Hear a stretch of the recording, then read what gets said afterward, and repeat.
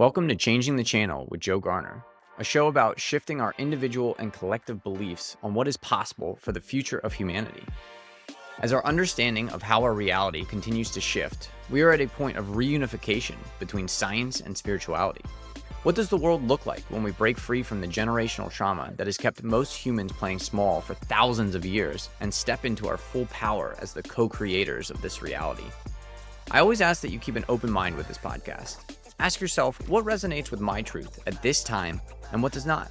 Respect your intuition, but see if you can get through the whole show because there might be that little nugget buried deep in the conversation that unlocks something for you.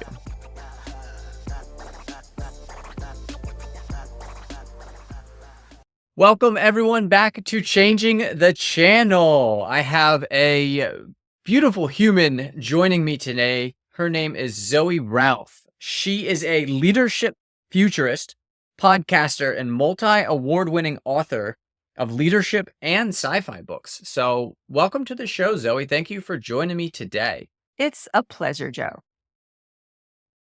Yeah, so let's jump in with your latest book, People Stuff. That's the book about leadership and the future of leadership. How did you get to writing this book? What was kind of the story behind it? And what is a little summary of what the book kind of entails? All right. Well, here's the book. It's quite a cute little cover. It was a finalist for a book cover design when we published it in the Australian Business Book Awards. So the genesis of People Stuff kind of had three prongs to it. One was the calling piece.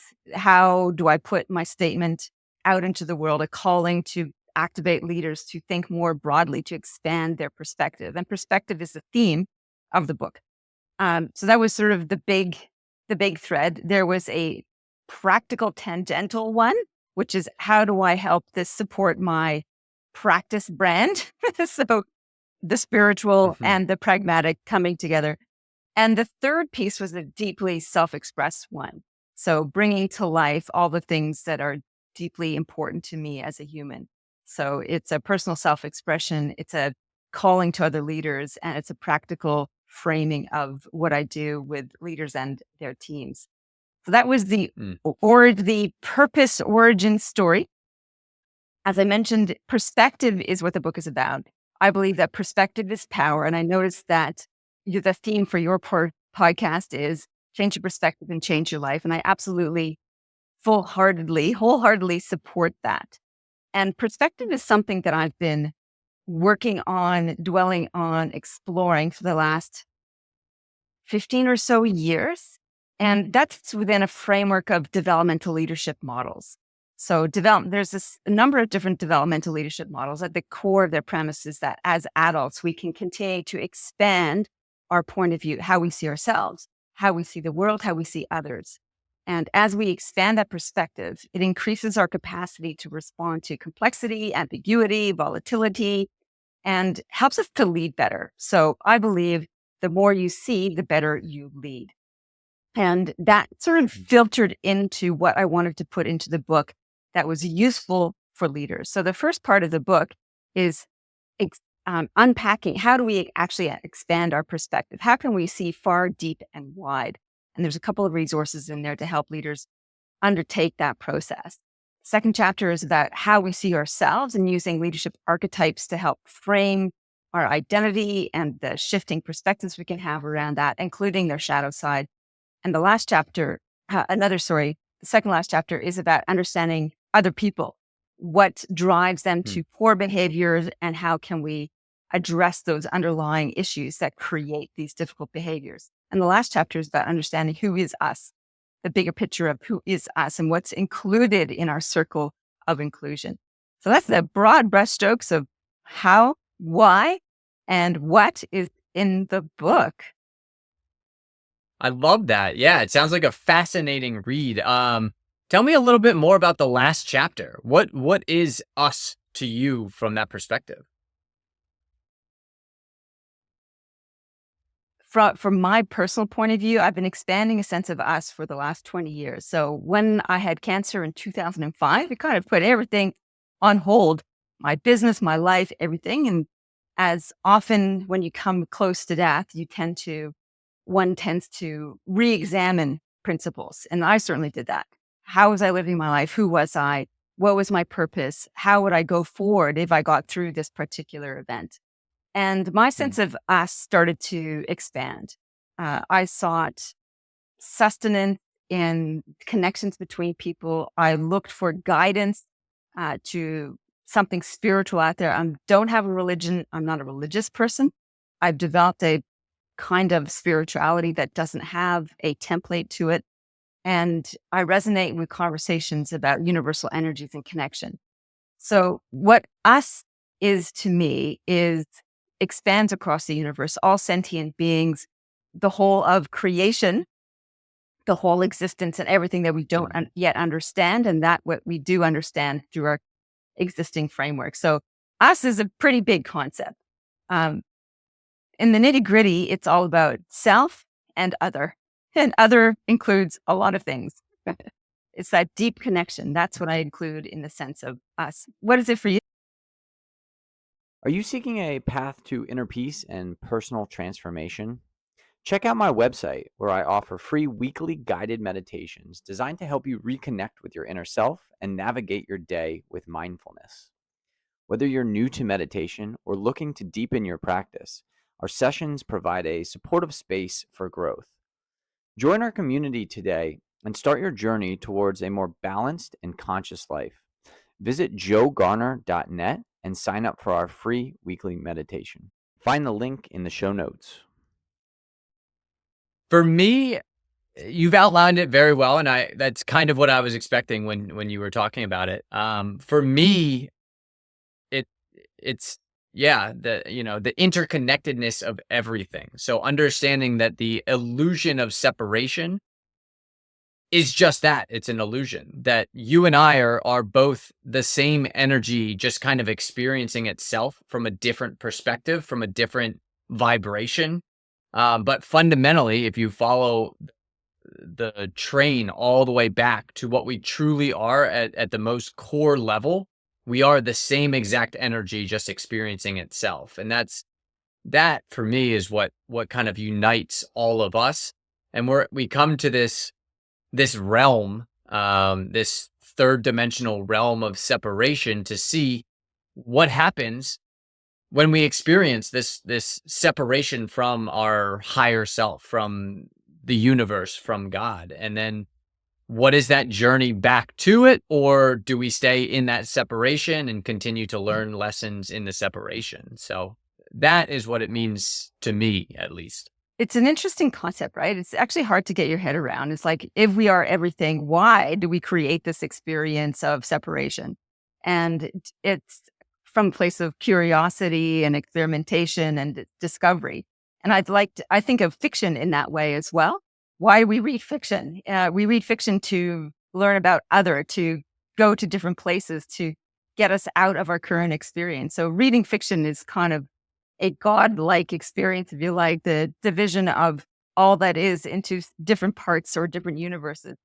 So maybe we're all just living a godlike fictional universe.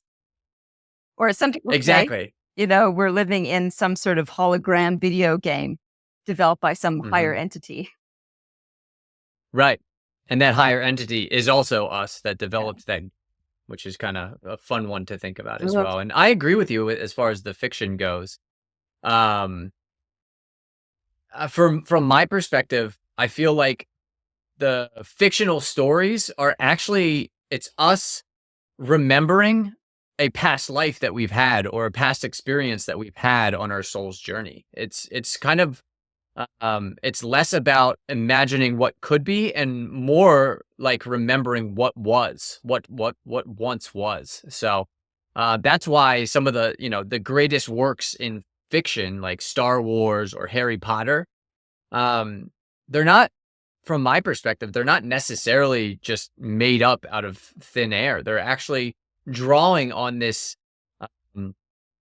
deep down knowing that at some point, whether that's now or later or way, way back in a time long, long ago, as they say in Star Wars, that this actually did happen. This was as real as the experience that we're having today, in this present moment. And I think it hits on that.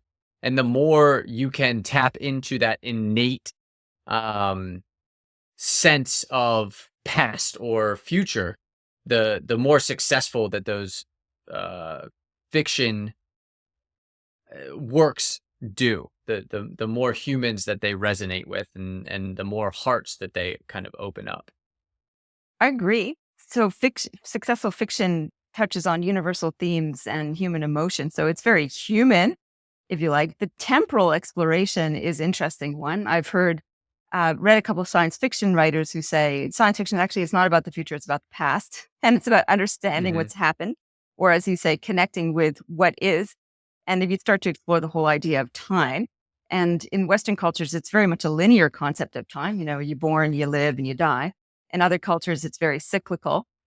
And in some cultures, time is irrelevant. It doesn't matter. There's now, and everything is always now. And that, when you start to noodle on that or cogitate on that, can screw your brain around a little bit. And I think fiction is helpful for that as well. It just takes you out and does the experiment with you. So you don't have to force your thinking into it. It just takes you there and transports you there. And there's so much you can learn from reading about stories that are made up, so to speak, in novels. So some of the most impactful novels are completely made up. I remember Ursula K. Le Guin's Wizards. Oh God, what's it called? The Earth Sea series. It's amazing, beautifully written series, and I just felt there were so many universal tangentials in there. She describes this beautiful tree in one of the wizard's palaces, and it was the essence of all that is, and it was magical. And I thought, oh my God, it just resonated a chord that was deeply true. I don't know what that chord was, but I felt it. So there was something informing the description of that tree that plucked a chord within me too. And I think great fiction does that. It's always pulling on our strings to help us resonate with truths that are out there, as you described, something we've always experienced and always known, has always been. And it feels good to do that. It gives us resonance and a deeper focus and a deeper purpose to our existence, I think, when we can start to feel our chords being strummed in that way. Right. Yeah, we start to vibrate at a different level than maybe we were vibrating at prior to that string being plucked, or that memory being jogged, basically. So I am interested. You have several fictional books as well. What are those about? What are the themes behind them? So the genesis behind those, because that's useful in terms of themes, is when I was writing people stuff. Actually, I was doing a course with Stephen Kotler, who's the co-founder of Flow Research Collective. He writes both fiction and nonfiction. He does a lot of study on flow, and as we were exploring different concepts, I had this question about, and I was reading Ursula K. Le Guin at the time. I thought, is fiction perhaps a more profound way to help inspire people to better leadership? And so I just sort of chewed on that a little bit, and I went, you know what? I would love to explore that as an idea. Can I reach more and different people through stories that I tell in fiction? And then the technical side was, can I actually write a novel? Because it's quite different to writing a nonfiction book. And People Stuff was my fourth nonfiction leadership book. And writing a novel became the new pragmatic professional challenge. So the first book that I wrote here is here, The Olympus Project. It's classified as climate fiction. I consider it a science fiction, climate fiction, techno thriller. So it's set in the near future, where there has been climate change has ravaged the earth. There's been huge tsunamis. It's wiped out the Opera House in Sydney. It's changed how people live. And a new technology or a new industry has arisen, which is called world building. And it's basically architectural engineering. How can we design places to live in this vastly diminished habitable area of the planet? And so these world designers go to town and they start building communities underground. They build communities under the sea, and they reinvent cities that are both community places as well as agricultural places. So a lot of hydroponics and green buildings and vertical farms are happening there. So that's the setting. The challenge in the book is that there's been a call out by the Lunar Commission to build the first community on the moon. And Gaia Enterprises want to put in a bid for that. And so Gaia Enterprises is the organization that rallies together all these world designers from around the planet to come together to put together a bid. So the book is about the selection of those candidates, what goes into selecting a designer, a leader, a team to build this future community. So woven in there are threads around how do you build an effective team that's going to work in very difficult circumstances, because they need to build the prototype and live in it for a year. And if they're successful, then go to the moon and build it on the moon. So it's quite a intense kind of project. And most of the world designers don't have space experience. So putting together the team, the competition to get on the team, what happens when you put 6 people in a confined area within a greater context of political drama and stakeholders and commercial corporate intrigue all comes to play. So that's the first book. That's the Olympus Project. Oh. It won a gold medal at Readers' Favorites Awards last year. And then I wrote the prequel, Terra Blanca Insurrection, which is about the origin story of Gaia Enterprises. It's a novella-ish novel, short novel. It's about half the size of the Olympus Project. And people can read that for free on my website. They can download the ebook or the audiobook version of Terra Blanca to get a taste for my writing. And in that, there are similar concepts or other concepts around leadership about how do we live and work together in a community that we're designing? Can we overcome our more primal origins? Or do we still have to wrestle with nepotism and power struggles, even in an advanced society that we've designed from scratch? So it's about the interplay of the pressures that can bring down communities, even when they're designed extremely well and with high intentions and good aspirations and good governance structures. So it's exploring different ideas of governance structures and how we make decisions as a group. Going into that book, I was doing a lot of research and interviews with people around holacracy, so that sort of non-hierarchical governance in different organizations. And does it work? Can it work? What are the downfalls and pitfalls? So I kind of expose or explore some of that in Terra Blanca. And my next novel is due to come out May 2024. It's the sequel to Olympus Project called Olympus Bound. And they get to the moon and they're dealing with basic survival stuff there, as well as ongoing leadership political challenges. Oh, you've created quite the your own universe, and I think that's beautiful. How did you come up with the names and the themes and the ideas behind the books? Because from my perspective, they definitely hit on what I would call more of the esoteric history of the Earth, going back to Atlantis, Lemuria, like, the idea of a destruction of a civilization and then a rebuilding, as well as what seems to be, especially in kind of, whether you call it new age or spiritual communities, there's an idea going around that's kind of coming to the planet again, that we're in this like transition period where we either make this jump to a new, more enlightened civilization, or, everything kind of hits the fan and we have another planetary reset. So, what kind of prompted that? Did it come from within? Was it like during a meditation that you kind of got into this? Like, how did you come up with these wonderful ideas? It's so not a spiritual experience in terms of the naming of the book. So the first novel, The Olympus Project, I had called World Builders. And my editor came back and said, this sounds like young adult fiction. I'm like, no, not at all. So that was his first critique. And his second critique, he's like, in fiction, we talk about world building, and it's about building the detail of the world that you're putting people in. And for him, it was a huge jarring thing. You can't call it world builders without the affiliation of that whole fictional enterprise or fictional task. I'm like, So I sat and grumbled on that for a while because I'd been so set, ignoring any of those concepts on world builders. And when he's right. If it's jarring for him, it's going to be jarring for a lot of sci-fi readers. So I had to park that. I changed them from being world builders to world designers. So just got rid of that whole association. And the other piece of feedback he gave me, he's like, you got to name this. I can't even remember what I had the original name for this hub.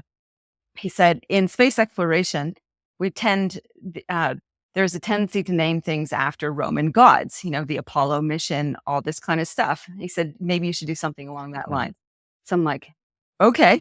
And Olympus seemed like the perfect concept for this building of a new community. It's the home of the gods in both Greek and Roman ancient history. So like, great, the Olympus. Interestingly, with that, after I published the book, had been out for, a few months, I read an article from NASA, which said that they had done a contract with one of these great architectural firms. In fact, the architectural firm that I used to research Terra Blanca, which is a floating community, a built floating community. I looked at what they're actually designing that to build that out in Asia, I think off Malaysia somewhere. So they've got a floating island community design. This particular architectural firm called BIG, they had been contracted by NASA to build a community on the moon. This is real. And they called it Project Olympus. There you go. Oh my God. I can't believe it. I was like, yay. Obviously, synergistic lines happening there. I sent them a copy of the book, haven't heard from them, but I look forward to seeing what NASA does when they build their Olympus on the moon. Now, that's going to be in the late 2020s, early 2030s at this stage, considering their Artemis return to the moon is delayed to 2025 at the earliest.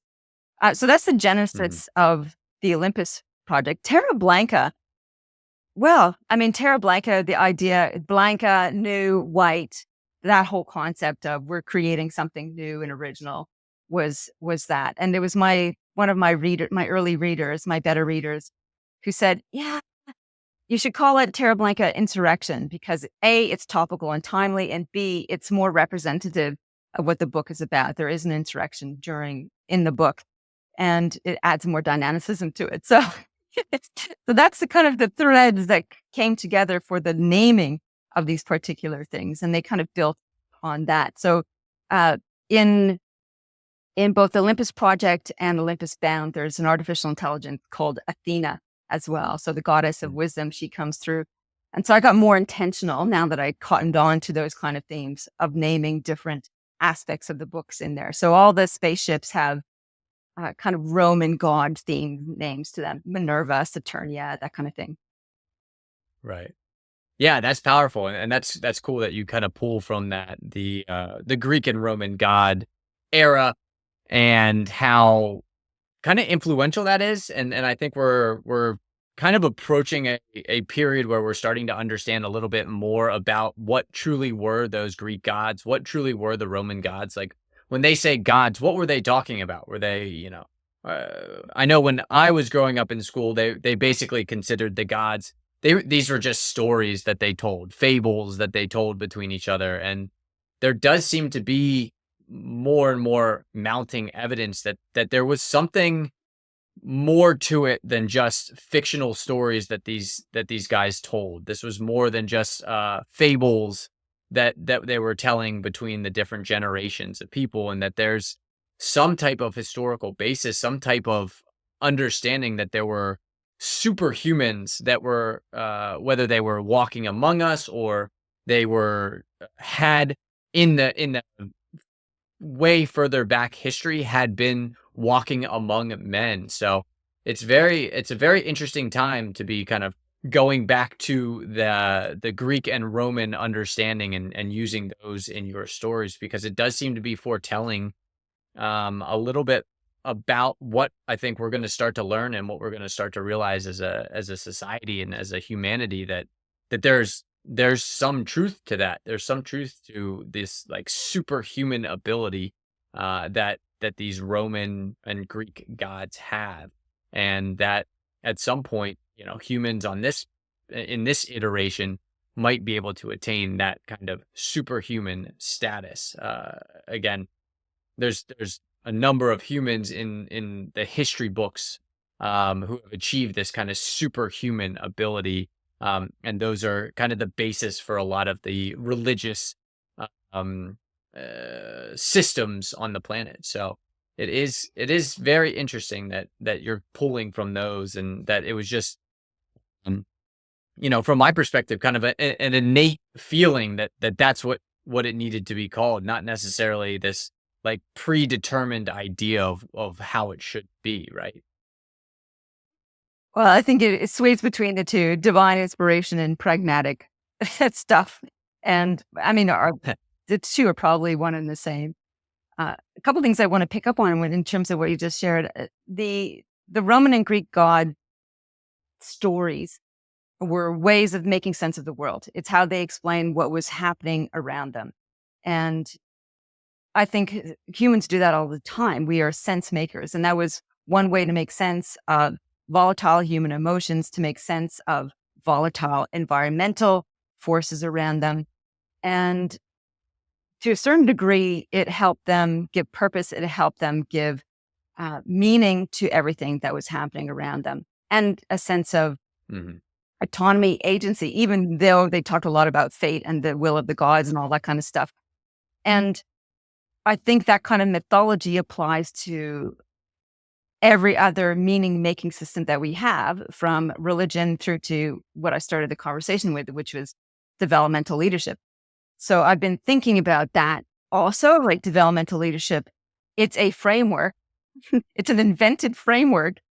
Even if it hmm has research attached to it, it's still a framework that we can use to make sense of what's going on. So in some ways, it's no different than the articulation of gods and goddesses and Roman mythology. It's a way of making sense of what we see around us. In terms of the articulation now of superhumans, from a technological point of view, that's absolutely true. We are moving into amplified biology and have done so for the last 10, 20 years in terms of implanting technology into our bodies to help us do things better, whether it's a cochlear ear implant or it's a pacemaker. Those are technologies that have been around for a while. Or it's the coming tech, which I'm very excited about, which is things like the computer brain or brain computer interfaces such as Neuralink. And Elon Musk's latest company, not his latest, one of his companies, Neuralink, has recently put in its first brain implant into a real human to test thought control of this technology so that it can connect wirelessly. That's the big thing, to technology around it. Most useful for people who are paralyzed or have some other disability where they can't move their body or speak, etc. But that is definitely superhuman technology that is coming through. Now, what you were talking about is more of that spiritual superhumanness, where we are so incredibly centered that we are a wise and compassionate healing presence. That is parallel to that. And I think we actually need to do more of that kind of deep, personal, biological work in order to handle the technology that is going to amplify all of that. Because if you are not common centered and you embed this godlike technology into your body, you're going to amplify a lot of the primal emotions, methodologies, responses, impulses of a more primitive human. And that, I think, is extremely dangerous for all of us. And so there is a calling to do this deep personal self-awareness, somatic work, spiritual work, so that we can use that technology for a greater emergence. Something else you mentioned earlier, I'd like to come back to too, which is, where are we at a turning point? And I think it's, from a storytelling point of view, it's always exciting to consider ourselves part of a turning point, as opposed to stuck in the doldrums of humanity. And Right. I was thinking a lot about this as I explore ideas of leadership and power and the future of leadership. Where are we standing right now? We've got this year elections in half a dozen countries, democratic countries. Which way will we go? Which way will we steer our communities, our civilizations, our countries? Do we go down the autocratic line, or do we go to something different, collective human wisdom?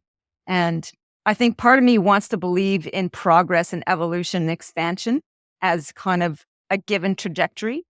And yet, I think I've come to feel lately that that isn't necessarily guaranteed, that we can regress. Civilizations do topple and fall over. Roman Empire, which was so advanced in so many ways, did topple. It only lasted really well for 500. It took 1,000 years to dismantle completely, but it ended.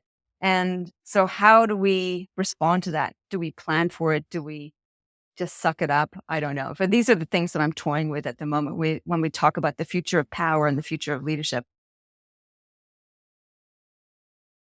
Yeah, very deep topics for sure. I think that's something that we could probably get into if you wanted to, just briefly. I think you've hit on a number of things that we've talked about on the show before, and I've in my blog I've shared my ideas on. Yes, we need to be both balancing the spirituality and the technology. Otherwise, we do end up destroying ourselves. I mean, that seems to be a natural pathway. Like you said, if we empower whether you call it lower thinking or a more primal thinking being, it's going to use that power against other people instead of using it to empower other people. And that's a crossroads that we do seem to be facing as a society, as a humanity, as a collective.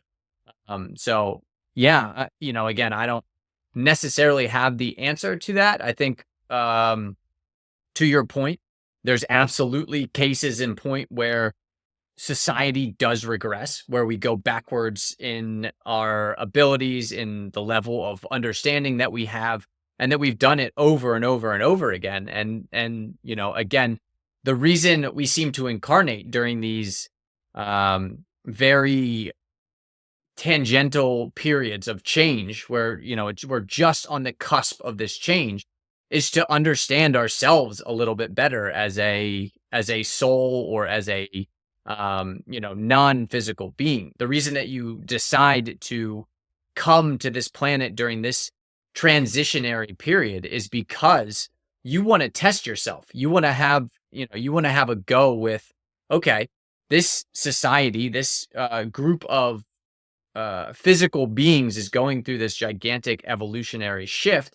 And what side of the coin are you going to fall on? Are you going to fall on the side that moves us towards ascension and moves us towards that kind of spiritual balance between the technology? Or do you move towards just going down that technological road without doing the deep work that's required on a spiritual level, or at least on a somatic level, like you said, deeply understanding who we are as a person, and then as a group, and then as a society, and then eventually, that understanding of what we are continues to grow, especially as we do start to become a multi-planetary species, and then eventually, most likely a multi-solar species, where we're traveling in between solar systems. So can we remain balanced in that spirituality as that technology continues to progress and progress and progress? And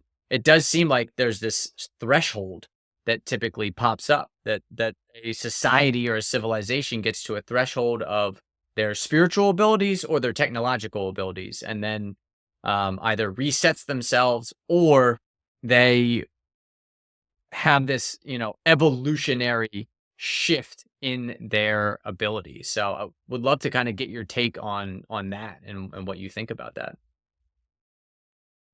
Well, if we go back to the Romans again, so why did the Roman Empire collapse is one of the big questions. And one of the responses to that was the rise of Christianity.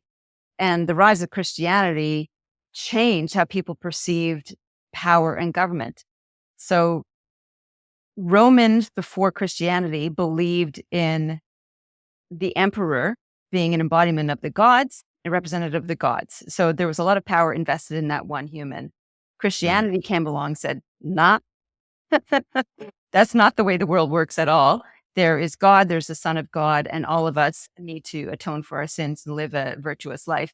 And so the power from the emperor got dissolved with the rise of Christianity, and there were Christian Roman emperors that came to being, and the whole concept of empire started to dissolve. Now, there was also some pragmatic things that they did. They set up the capital in Constantinople away from Rome, and the empire was too big pragmatically to manage and to govern, so it all fell apart. What's also really interesting about the Roman Empire is that before it was an empire, it was actually a republic. And the republic died when Julius Caesar came along and his nephew Augustus took over. So no longer did we have an elected body, Senate, to rule. We then moved back to kings, which is what the emperor became. So there was a kind of a cyclical thing, this emergence of new ideas that get squashed. And even the interesting revolution, the slave revolution led by Spartacus, was an idea well ahead of its time. You know, the slaves rose up and said, this slavery is a bad thing. We're going to become autonomous.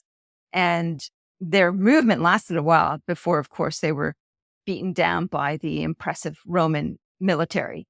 And it took a good long time before the idea of slavery, 2,000 years before slavery is more or less eradicated, even though it still exists in some parts of the world today. So there are some ideas that emerge and bud, and their time is not yet ripe, and they get squashed. And if you look at, for example, assassinations of key leading lights that were championing these new ideas, Martin Luther King, Kennedy, you know, this idea of a city on a hill, a more inclusive, diverse, caring society. These ideas were timely, but they were incredibly threatening. And so there is this culture war all the time between new progressive ideas and conservatism in terms of preserving the old. Why is it so? Because people feel comfortable with what they know. And it takes an inordinate amount of support and courage and openness and proof to show that this new way of thinking or a different way of thinking will benefit them. And it's what we're seeing in tensions around the world between progressive concepts and conservative concepts. You know, what is the advantage of progressivism when we've lost so much already? So the sway back to conservatism is there. Fundamentally, I think what drives a lot of this rise and fall is the belief in heroes. And I think that's what we are latching onto right now. When times are tough, we would love for a hero to come in and save the day. It helps us relieve us from the sense of helplessness in a very complex world. Someone who says, I'm going to fix it. And as Trump said recently, I'm going to be dictator for a day. We're going to close the border. We're going to start drilling. And that's it, a day, I'm done. He doesn't mean a day and done. He would love to stay dictator. I'm absolutely sure. And as all autocrats do, they get so energized by the power to make decisions, command and control, that they start to change the system to ensure their ongoing legacy and grip on power. So I think we need to reinvent what the hero means to us. And it's a long-standing story. And as we move towards the future of leadership, we need to have a look at this idea of hero. What is a hero? How can we help people become their own hero so they save themselves? It's the whole away from the drama triangle idea of needing a hero to rescue the victim. Instead, we want to be coaches who elevate people to become their own autonomous agents in their own particular world. And then do the work of how do we wield power together? How do we do authority without going into dictatorship? That is the big human work that we need to do, fundamental to whatever history and society that we design around that. And it's big work. And we have to push against a lot of our primal instincts. When people are in survival mode, they don't have the space and bandwidth to consider a new way of operating and being. They'll go for well-proven stories like the hero. And that's what's going to resonate in the elections over this year, is whose hero voice is going to champion the most. And as voters and as citizens and as electors, we need to sift out which ones will couple that with the tempered authority, communal authority, communal exercise of power. You need those two things together in order to create progress a more egalitarian, diverse, inclusive, equitable society, which is what I hold dear. That's what I aspire to see in the world with the leaders that I work with. Is that's what I want to create in the work that we do together. So that was a long answer to, I can't even remember the question. Yeah, no, you hit some beautiful points there. And I think, kind of getting close to the end of the conversation here, I want to ask you, what does the future look like? This is what I ask every guest, basically. As far as the future of leadership goes, best case scenario, what qualities, what does a true leader of the future look like from your perspective? All right. Well, there's a big, it depends. It depends on the context of what happens. So as a futurist, I'm following trends and events and making meaning from that and projecting what are the intersections going to bring us. And there's 4 shifts, I think, that leaders need to make to contend with the emergence of all the technologies and trends that are coming. The first one is going from extractive leadership to regenerative leadership, or extractive practice and regenerative practice.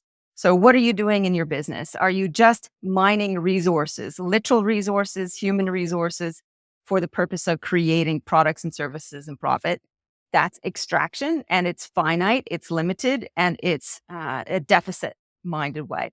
Regenerative practice is, how do we create and add value while rejuvenating our resources, our people, our planetary resources? Regenerative practice is absolutely where we need to go. And I lean on the work of Donut and Economics by Kate Rayworth. That whole principle of live within our means while creating and elevating value for most people. So that's philosophically and pragmatically what I lean on for that major shift. There is a shift that leaders need to make from thinking about headquarters to hubs. That was brought about by the pandemic, the rise of remote working. And the more that leaders try and force this headquarters notion, piling people into one location, the more they're going to have trouble with that. I think we need to start thinking about our workplaces as hubs, community hubs. The other, where is this? In terms of workers, we need to move away from being doers to being creators. And the advent of AI technology is absolutely going to shift with that. So in our work, are we just process oriented? Or are we creating solutions? Are we using technology to help amplify that? And the last piece is about the kind of work that we're going. We are moving away from the information knowledge-based economies to experience-based economies. So as leaders in businesses, what are we doing to create experiences for our staff, for our customers, for our clients, for our communities? And there's a whole bunch of trends that go into shaping those kind of 4 trajectories. The rise of transparency based on things like blockchain technology. So transparency will become even more at the forefront. And that's also coupled with false information. So the same 4 technologies will need to be balanced out by blockchain. So how do we get to the truth? How do we document truth? Blockchain hopefully will counter some of the deep fake technologies that we've got going there. The rise of transparency is leading to a shift in environmental, social, and governance issues, so that we need to be more transparent and ethical around that. The decrease of cost of electricity is going to liberate a whole bunch of resources and funding for us. So there'll be an explosion potentially of innovation around that. There's going to be smart everything. So the rise of data from wearables to sensors around your home will give us insights into how we can better manage our resources. So there's some awesome things that are happening that we need to capitalize on. To your question, what do leaders need to work on to help deal with those? Those are the 4 shifts. There's 3 kind of meta leadership skills, which are perennial, but are rising to the fore. The first one is creative. We need leaders to hone their creative thinking skills, because we need to be able to look at what's going on and come up with new solutions to intractable problems, as well as creating solutions to opportunities that they see. So creative thinking is one. The second one is collaboration. And collaboration is really hard. I wrote an article on LinkedIn recently about this, is that there's so many barriers to collaboration. We get it. We need more minds and more different experiences and perspectives to come to the table to work on projects and solve problems. And yet we bring our egos, we trample on people's feet. We have different boundaries, different expectations. Maybe we don't have such great articulation of responsibilities and accountabilities. So collaboration is a big one that people need to work on. And the third one, which will be no surprise to you, is connection. The ability to connect heart to heart with other human beings and expand our circle of us is our third requirement for us to be able to be on the front foot, responding to all the opportunities and the challenges that we've created in the evolution of our societies. And whichever way the elections take us, those three things we need to double down on all of those, bring with us all of the fundamentals of leadership in terms of being able to execute on projects, the fundamentals of rallying troops and getting them focused on a common objective, and as well as bringing our values and ethics to the table and doing deep exploration of that. What kind of world do we want to create and experience? And let that lead the way and help us address some of the big challenges that we face, whether it's a power struggle or whether it's a resource limitation or whether it's climate change. That's what we need: collaboration, creativity, and connection. Beautiful. Absolutely well said. And yeah, I agree 100% with you. I mean, that this is exactly where humanity could be heading if they decide to. And I'm very optimistic for the future because it does seem to be shifting. There does seem to be at every stratum, this kind of movement towards these ideas of creativity, of collaboration, and obviously of connection, all around the world. With technology as it is today, you can connect with anybody almost anywhere in the entire planet and have a meaningful conversation, just like we are doing some 12,000 miles apart right now. And it is, this interchange of ideas, this exchange of ideas that is going to open up more and more and more of this shifting in the way that we're thinking. And again, not that conservatism is necessarily bad, but at the rate at which everything is changing right now, there has to be some forward thinking. There has to be some progressive ideas that are making it to the top. And we've, again, from my perspective, everything about this shift in consciousness goes back to finding the balance between the two extremes. So it can't be all forward thinking and just an explosion of technology without the understanding of where it all comes from and how it's going to affect each individual human. You've got to find that balance between the conservative and the progressive. And that is where I think, from my perspective, the answer lies, is that middle ground between those two extremes, between, spirituality and technology, between, great leaders today and great leaders of the past, and the lessons that we've been learning from both of them. So it's such an interesting time to be alive. It's going to be fun to see. Again, 2024 brings with it a whole bunch of opportunities for us to make drastic decisions within the collective society, in each individual country. It gives us such a powerful opportunity to do that. So I'm excited to see where it all goes and how it all ends up. And I'm also very thankful that you came onto the show today and that you joined us and shared just this immense wisdom that you have. I loved getting to know your perspective, and just it's really cool that you've not only have been doing nonfiction books, but you've also delved into fictional books, and that it's just amazing to see how much one human can do and provide for the collective society. Thank you so much, Joe. That was really lovely, and accolade and acknowledgement. Thank you so much. And the same back to you. It takes an enormous amount of effort and energy to bring conversations to the world and to create a place where people can explore ideas, and an invitation to do something really wonderful with their forward thinking and their forward practice. And if readers want a free copy of People Stuff, they can get the ebook version of that for free on my website at zoerouth.com. just click on the blog and you'll find an opt-in page there to get the full ebook, which won Business Book of the Year in 2020. So all there for free. Wow. Amazing. Well, thank you very much. I'll make sure I link that in the show notes. And Zoe, I hope you have a great rest of your day. Joe, thank you so much. It has been a pleasure to connect, and I look forward to seeing you in the future. Absolutely. Thank you again for listening to Changing the Channel with Joe Garner. If you enjoyed the show, please follow the podcast, hit the bell to know when a new show comes out, share with a friend, and rate us on whatever platform you're tuning in from. It helps get these messages out to more people to create the collective shift in reality we are here to experience. Make sure you interact with the Q&A and poll sections of the show so I can continue to provide content you enjoy. Finally, check out my website in the show notes to become a VIP of Changing the Channel and join the shift that is happening.